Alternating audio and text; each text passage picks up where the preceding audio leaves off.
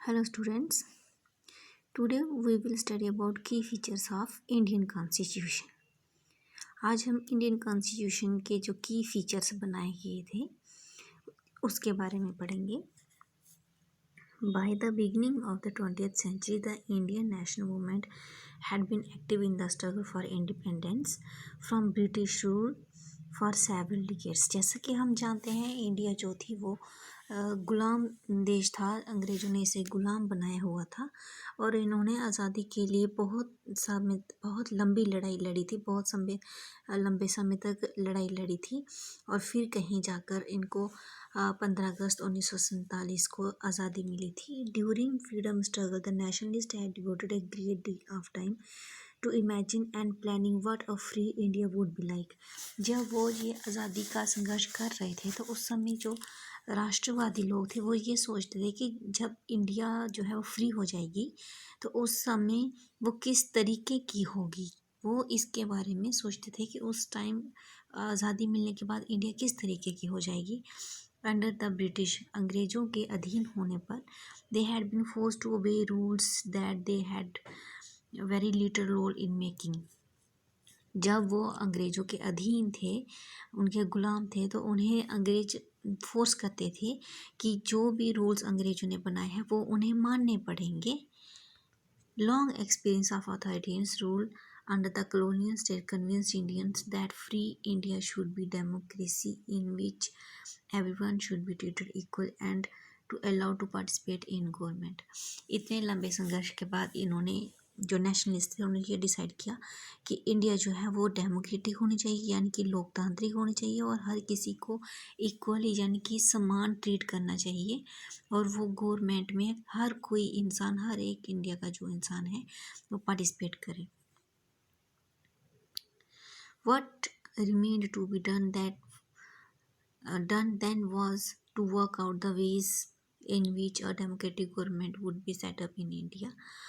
फिर उन्होंने ये कहा कि अब हमें ऐसे कौन से काम करने चाहिए कि जिससे इंडिया में डेमोक्रेटिक गवर्नमेंट बने. इसके लिए उन्होंने 300 जो लोग थे उनकी एक कमेटी बनाई और उस कमेटी ने जो इंडियन कॉन्स्टिट्यूशन था उसको बनाना स्टार्ट किया इन 1947 और अगले 3 साल तक वो कंटिन्यूसली टाइम टू टाइम एक दूसरे से मिलते रहे, मीटिंगें होती रही और वो कॉन्स्टिट्यूशन जो था, जो इंडिया का संविधान था, उसको बनाने का काम चलता रहा. ठीक है. These members of the Constituent Assembly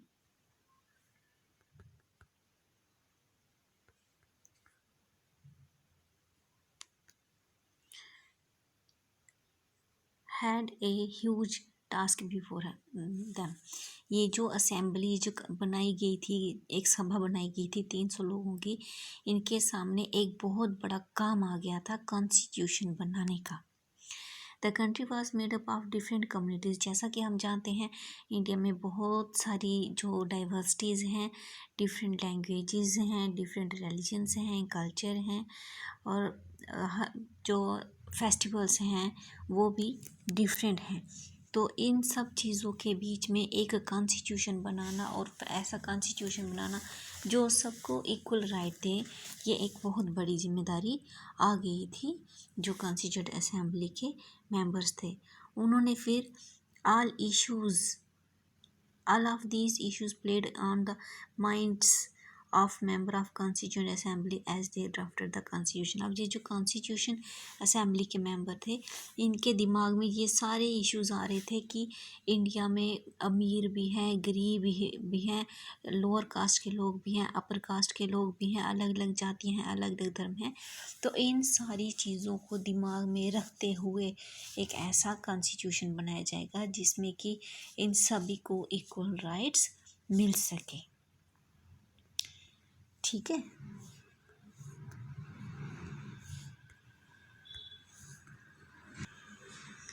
Listed below are the key features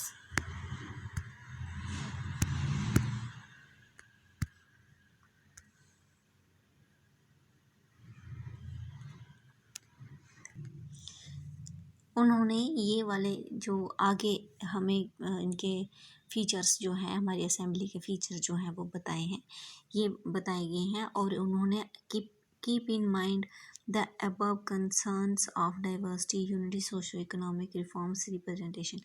उन्होंने ये सारी चीज़ें, डाइवर्सिटी को, सोशो इकोनॉमिक स्टेटस को, कास्ट को, हर एक चीज़ को दिमाग में रखते हुए, इक्वल राइट्स मिले सबको, उस तरीके से इस कॉन्स्टिट्यूशन के फीचर्स बनाए।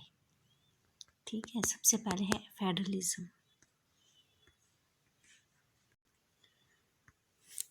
फेडरलिज्म का क्या मतलब होता है? This refers to the existence of more than one level of government in the country. Federalism में इन्होंने बोला हुआ है कि सबसे पहले ये कोशिश की जाए कि एक ही गवर्नमेंट हो इस देश में।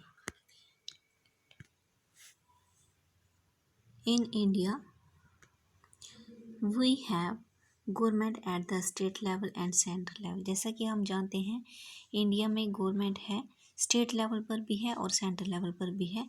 पंचायती Raj is the third tier of government. और पंचायती राज जो कि गांव में होते हैं, ये थर्ड टायर है, यानी कि तीसरा हिस्सा है हमारी सरकार का। And you have read about this in your class 6th book. और ये चीज़ें हमने पंचायती राज जो है वो क्लास 6th की बुक में पढ़ी हुई हैं। अब हम आज इसके फंक्शंस जो हैं वो क्या हैं वो भी हमने पढ़े थे क्लास 7th में।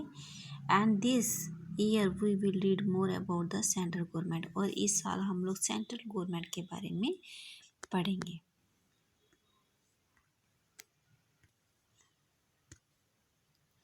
The Constitution contains list that details the issue that each tier of government can make laws। जो हमारा कॉन्स्टिट्यूशन है वो हमें ये बताता है कि जो हर एक हिस्सा है, जैसे स्टेट लेवल है, सेंट्रल लेवल है या पंचायती राज की गवर्नमेंट जो है वो कानून बना सकते हैं। In addition the constitution also specifies where each tier of government can get the money from for the work that it does। ये जो इसके अलावा ये जो कॉन्स्टिट्यूशन है ये भी क्लियर करता है कि जो स्टेट लेवल या सेंट्रल लेवल या पंचायती राज की गवर्नमेंट जो लोगों के लिए काम करती है उन्हें वो पैसा कहाँ से मिलेगा। Under federalism the states are not merely agent. ये जो स्टेट्स हैं ये एजेंट नहीं है, ये फेडरल गवर्नमेंट है, but draw their authority from the constitution as well. इनको ये जो हक है ये कॉन्स्टिट्यूशन से मिले हुए हैं। Our persons in India are govern by law and policies made by each of these levels of government. जितने भी इंडिया में लोग हैं ये इनका काम चलाया जाता है, जो कानून बनाए गए हैं, जो पॉलिसीज़ बनाई गई हैं लोगों के लिए, जो ये जो 3 लेवल हैं जैसे स्टेट, सेंटर और पंचायती राज, ये उन लोगों के लिए काम करते हैं। इसके बाद सेकंड है पार्लियामेंट्री फॉर्म ऑफ गवर्नमेंट। यानी कि जैसा कि हमने पहले भी पढ़ा था, ऐसी सरकार होती है जो जिसमें हम रिप्रेजेंटेटिव्स यानी कि जो हमारा प्रतिनिधि करने वाले रिप्रेजेंटेटिव्स होते हैं उनको चुनते हैं। ये चीज़ें हमने 7th में भी पढ़ी थी, जो कांता की स्टोरी के ज़रिए हमने पढ़ा कि वहाँ जब लोग वोट डालने जाते हैं चाहे वो किसी भी स्टेटस के हों, सभी को इक्वल राइट है, वो इक्वली ट्रीट किए जाते हैं। The people of India have a direct role in electing representatives. जो इंडिया के लोग हैं उन्हें पूरा हक है कि वो डायरेक्टली अपने प्रतिनिधि को चुन सके। रिप्रेजेंटेटिव्स होते हैं जो हमारे लिए काम करते हैं, जो प्रतिनिधि हम चुनते हैं जो हमारे लिए काम करते हैं। Also every citizen of country irrespective of his socio economic background can also contest in election. यानी कि चाहे वो उसकी सोशो इकोनॉमिक पढ़ा लिखा है या अमीर है या गरीब है, वो चीज़ मायने नहीं रखती है। हाँ, कोई भी इंसान जो है वो इलेक्शन में पार्टिसिपेट कर सकता है। These representatives are accountable to the people. ये जो रिप्रेजेंटेटिव्स होते हैं ये लोगों द्वारा ही भेजे जाते हैं। You will read more about why representative is crucial to democratic functions in unit 2 of this book. ये जो रिप्रेजेंटेटिव्स हैं इसके बारे में हम और अच्छे से पढ़ेंगे कि ये किस तरीके से डेमोक्रेसी में काम करते हैं। ठीक है बच्चों, यहाँ तक अच्छे से समझ आ गई ना? ओके।